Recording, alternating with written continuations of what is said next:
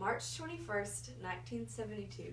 A crowd spills out from the Palladium in Hollywood after a concert. In the crowd is Robert Ballou Jr., a football player at Los Angeles High School and a son of a prominent attorney. He suddenly finds himself surrounded by 9 teens who demand his leather jacket. Upon his refusal, they jump him, beat him, kick him, take his leather jacket, and leave Robert Ballou Jr. to die. National Geographic's documentary series Inside will tell us that this is the first death attributed to a gang now known as the Crips.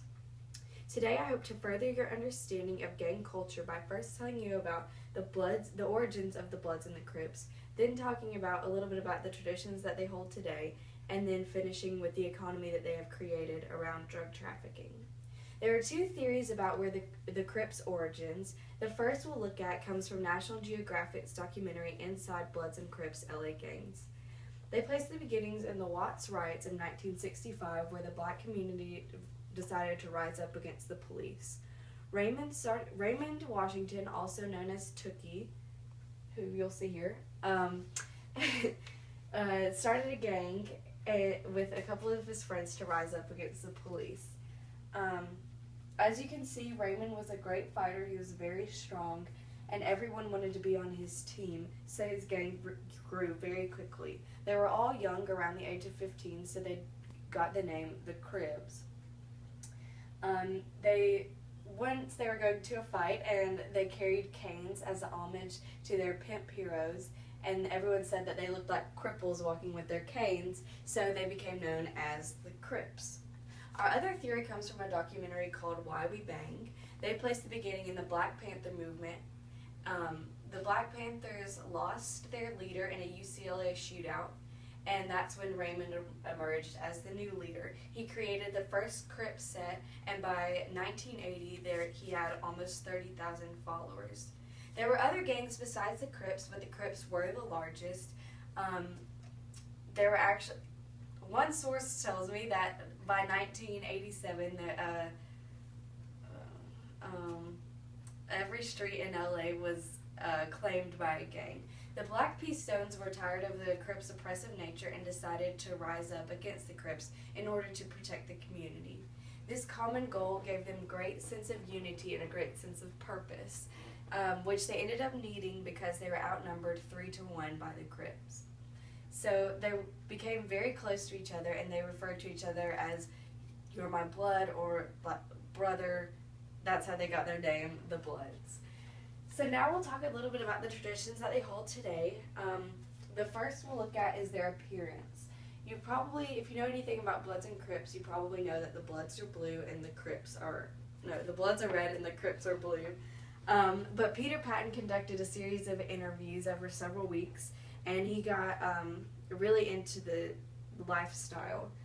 He discovered that it's not necessarily what you wear, the colors you wear, but how you wear it. For example, they'll wear their shoelaces a certain way, their hats a certain way, and in Pasadena they'll wear these nylon belts, and they'll let the strap hang low so that you can see their colors.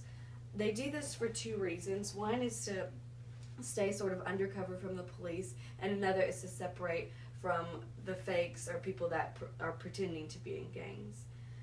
They also have more permanent means, such as tattoos, like you'll see this one here, but they also, I found out from Clash of the Crips, a documentary from National Geographic, that they will get branded. For example, they'll get something in the shape of a C permanently burned onto their skin. They also use hand signs, which you've probably seen these before. They don't only use them to show their allegiance, but they also use them to communicate in areas where talking is prohibited. For example, they'll throw up a V sign to indicate that another member has violated some rules or a code of conduct. They also use graffiti to claim their turf. Every drawing has a very specific meaning, which they convey through their own alphabet. Each gang has their own specific alphabet. Like you'll see, this one here is the Crips, and then this is some drawings that the Bloods have done. They will also cross out the other gang symbols to indicate a turf war, or they'll draw the other gang symbol upside down to show disrespect. now I'll talk a little bit about the drug trafficking that they do. It was for the first the first drug introduced was cocaine, and it came from Mexican smugglers, and they quickly found out how to make it into crack so that it was cheaper and they could get a higher profit. It also made it very addictive, so their clientele was always very reliable. So I'll tell you how it is dealt. I'll draw it out on this. At the very top you have the OGs, or the original gangsters, who have been in a few key areas such as Los Angeles or New York City. They control through the regents, who exercise their control through the first and second chairs. They turn to the enforcers, who control conduct in their specific area, or the area coordinators, who will collect the money from the people that actually do the drug dealing, which is the shorties. The shorties, they prefer very fresh gang members or people that don't have a record, so that if they do get in jail, they won't have as long of a sentence and they'll be okay. They use this complex system to protect the original gangsters, or the people at the very top, so that they never get found out. So today, I hope I have furthered your understanding of gangs in South Central Los Angeles by telling you about the history, traditions, and business. Now only one question remains.